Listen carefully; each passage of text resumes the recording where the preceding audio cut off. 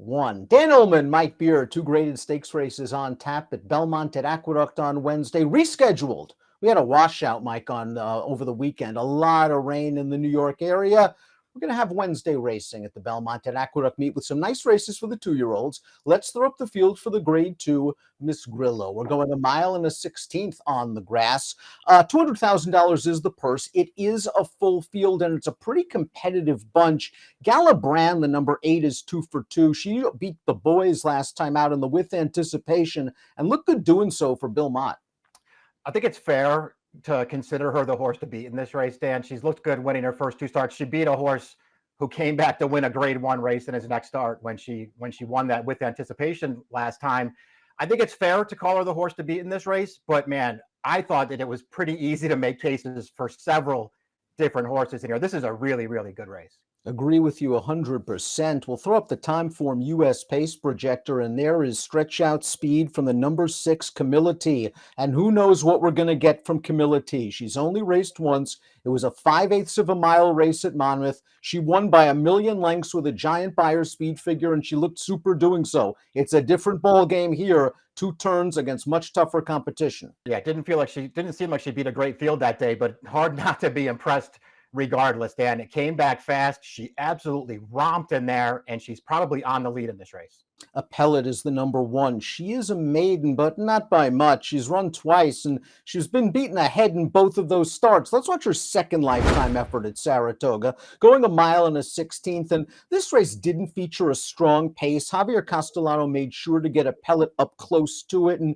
she's going to fight down to the wire, only get beat ahead. The 4th place finisher would come back to win an off-the-turf race with a 70 Beyer. She showed some gameness and determination here, Mike, but maybe she was helped by being close to those slow fractions. Yeah, I think the issue with her so far, and listen, she's run well in both of her starts. It's come down to a photo both times. She came out on the short end in each start to date, and she's run well. I'm not going to really knock her, but what were her excuses? I guess that would be the question that I have. What would be her excuses for those 2 races? She didn't win either time. I thought she got really good trips both times. It was close in the debut with Hard to Justify, who's also back in here, but all you got to do is go pull the replay, Dan. I mean, it really wasn't that close considering the trouble that Hard to Justify had. I mean, if a Pellet was ever going to race, it should have been on debut, and she didn't get it done. Well, let's watch what Mike's talking about, because the number 2 is Hard to Justify, and she nipped a Pellet in her career debut this race back on July the 23rd, and Hard to Justify has got to go to the far outside, turning into the stretch. A Pellet's going to get first run on her just to her inside, but Hard to Justify is going to put her head down and charge through the lane to win by Triple Crown winner Justify, who's been a somewhat surprising, precocious influence and is a pretty good turf sire as well. Yeah, very good turf sire. This horse is just going to get up at the end of this race, and that's a Pellet right to her inside. But, I mean, you got to go back and pull the full replay of this race, Dan. This horse got into a lot of trouble on the far turn of this race. In and among horses, steadied, lost all position to the back of the pack, and then came wide, as we saw there in the replay, and still closed the race down. It was close at the end. This horse was much the best. Life's an Audible is the number 3. This is a Todd Pletcher or Rad Ortiz Rapoli stable production, and one on the cutback. Route to Sprint, second time out. This race going 5.5 furlongs. I thought the pace was there for Life's an Audible, and I thought the closer's trip was there as well. She's a little filly, and she's kind of gutsy getting through in between horses and getting away at the end. I like the way she finishes it off. She got overall a really good trip in here. It was clean all the way. She didn't lose a ton of ground. You saw her there in the upper stretch. She had that rival right alongside, but she easily outkicks that one, easily closes the race down, and actually got a pretty solid figure as well. Just based on her pedigree, I guess I won't worry too much about Todd stretching her back out now. He did enter her for a mile and a 16th on turf in her first start at Saratoga, but she got washed off. Gold Lightning is the number 4, going out for trainer Brad Cox, and Brad scored at $30 with this one in the career debut at the Spa, going 1 mile and a 16th. Another race that featured a good pace, but look at Gold Lightning. She's got a lot of work to do in the stretch. She's down inside. A lot of these 2-year-old fillies don't like having to squeeze. She gets the hole. She squeezes through. She wins pretty easy.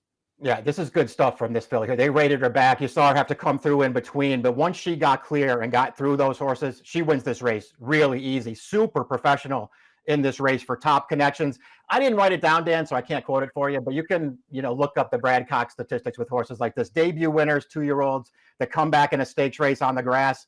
the numbers are outstanding. He has these horses really ready to go. And I thought this filly looked really, really good winning first time out. Dancing Spirit is the number 5. For a 2-year-old filly, 3 starts, 3 different surfaces. She placed at Presque Isle Downs in her career debut. Then she did this in start number 2 at Saratoga on the turf for a barn that's just having a sensational year. I thought this pace was fairly legitimate, and Dancing Spirit was right up close to it. She's going to grind this thing out and win with a respectable enough buyer. The 3rd place finisher at Chad Brown trainee came back to place in a stake at Kentucky Downs with a 71 buyer. She got washed off in the PG Johnson and ran an okay 3rd. But I think turf is her surface, and the fact that she was able to stay close to a fast pace makes me think a tactical trip is coming on Wednesday. Yeah, I won't disagree with that, Dan. She ran fine in that race that we just watched there. And it's clearly the best race that she's run among the 3. I don't really want to knock her too much because I think she's going to be a fair price in here. And I agree with you that there could be another good trip coming here. I don't love the field that she beat overall in that debut. You mentioned the Chad horse that finished 3rd. That horse had an awful lot of trouble in that race and then did come back and run really well at Kentucky Downs. But I don't know. I'm not going to knock her. I just want to bet other horses in here.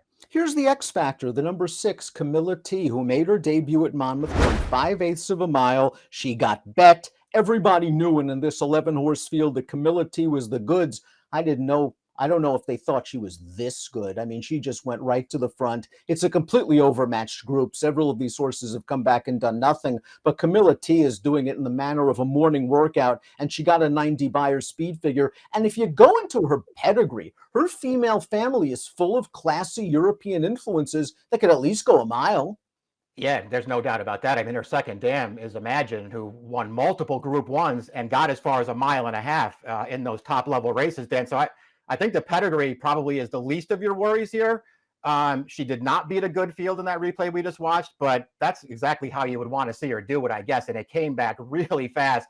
I think she's dangerous in this race, but there are obvious hurdles in front of her here. This is a good field. She's got to stretch out.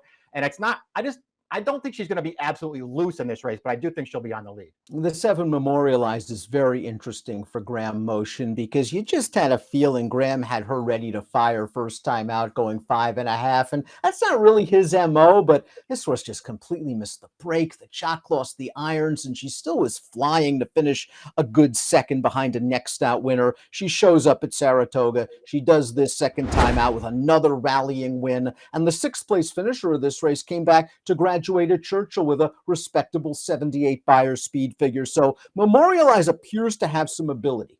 Yeah, I think she does have some real ability. She's another one who was going to win this race here, break her maiden really easily at the end, and came wide on that final turn, takes over, and just is going away from this field at the end. Really, really impressive. Had all that trouble first time out, but flashed her potential there.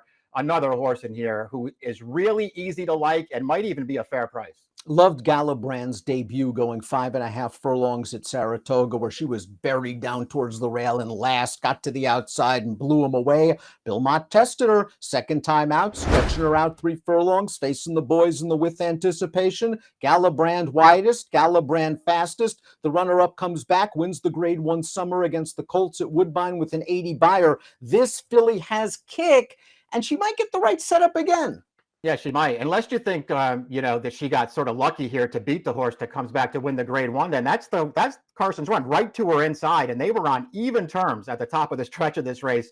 And Galabrand just outkicked that horse to the wire. The pace was not fast in front of her, but she sat back and she still finished strongly. I think she's the horse to beat. The number 9, Sierra Sky, figured to get a lot from her career debut at Kentucky Downs, going a testing 7/8 of a mile. This well-bred daughter of Uncle Mo turns into the stretch. She's got a lot to do. Now, this pace is pretty fast for the Kentucky Downs turf course. They went 22-2 going 7/8. Sierra Sky's got a lot to do. She also has a long stretch, and she comes with a really nice kick to finish second. Yeah, she does run on at the end of this race. The setup was there for her. She got an overall clean trip, and I'll give her some credit, Dan, for just continuing to make ground through the stretch of this race. She's going to come up short. It never really looks like she's going to win, But she does make it relatively close at the end. Good performance. She's got to do better than that. Generally like the Cassie's better second time out, maybe stretching out in distance. So perhaps we'll see a little more from Sierra Sky on Wednesday. Later, Darling is a maiden for Pletcher, a two-start maiden, beaten in neck last time out in the appellate race. I don't know. I thought she ran maybe just as well as appellate did, Mike, considering that was the race that didn't have a lot of pace. She came from out of it. She just missed. She just has missed the break in both starts, and that's tough to overcome against good horses. Yeah, that would be the issue that I have with her too. It wasn't as bad second time out as it was first in her debut. She hesitated badly and missed it by a couple of lengths, and then still actually made a nice late run into that race. It wasn't as bad last time, but once again, failed to break sharply, got a little headstrong early, came with a really good finish at the end of that race. There's talent here, Dan. She's got to figure out the gate, and then she's got to get a trip. Perhaps lurking under the radar a little bit is the 11 Whimsically, another daughter of Uncle Mo. This one trained by Cherie DeVoe. Had a little bit of trouble and a good learning experience in her debut at Ellis Park. And then second time out at Colonial, she was able to professionally sit in behind horses again and finish it off. Now she's got to do it faster. She only earned a 61 buyer speed figure from a kind of tough post. Yeah, the tough post, the post could be an issue for her. You know, listen, I get why they disqualified her last time, but she was much the best in that race. Still a little green through the stretch there, but I don't know, man. That's a pretty tough one to take there because she was going to win that race regardless. A nice step in the right direction, though. Second time out, did have trouble first time out, has got to get a little faster. But listen, she's 20-1 on the morning line. She can get a good trip in this race. She has good tactical speed. The 12 Steel Loot goes out for Chad Brown and Jose Lascano. This is a very expensive daughter of Midnight Loot who finished second to Memorialize in her career debut. Didn't break great from the inside post, kind of settled back, made a run. Memorialized finished better and I thought ran the better race. But this horse was making her career debut. She could certainly step forward. I want to use this horse. If she didn't have post 12, I'd have her way higher in my picks. I thought she actually did a lot of good things in that debut. She was not going to beat Memorialized, but she got stuck inside. She had to wait a little bit. She ran at the end of that race, and she was still a little green too. I think she's going to get a lot out of it, Dan. If she had a better post, I'd have her higher, but I want to use her regardless. This race kicks off the $1 pick six at the Belmont at the Big A meeting on Wednesday. Let's take a look at our top selections. You can go many, many different ways. I think we agree that Gala Brand, the 8, is very, very dangerous, but she's going to take a lot of money. You're going with Gold Lightning, who was pretty much dismissed on the tote in her debut, and the way she ran, that was a mistake. Yeah, it was. I liked everything about the race that she ran, Dan. I want to give her a chance in her. I think she's going to be a fair price in this race. I don't have Galabrand in there anyway, and that's not because I don't like her in here, Dan. I just think there are so many different ways to go here, but I did not want the shorter prices in this race. I like Gold Lightning. I want to get that horse to the outside, the Chad horse Steel Loot. I want to get that horse in there somewhere at a price. This is a really good race. I want to use Memorialize in there somewhere. I liked what she's done in her 2 starts. She's kind of steady, but Camilla T is the X factor in this race. That was a wow debut against an overmatched field, and now we'll see how far she wants to go against good horses. She doesn't need to run back to that 90 buyer to be a strong factor in here. 4, 6, 7, 12 from Mike, 6, 3, 8, 7 for me. It's the Miss Grillo, one of 2 graded stakes races on the lawn for 2-year-olds. The Belmont to the Big A meet on Wednesday. Best of luck.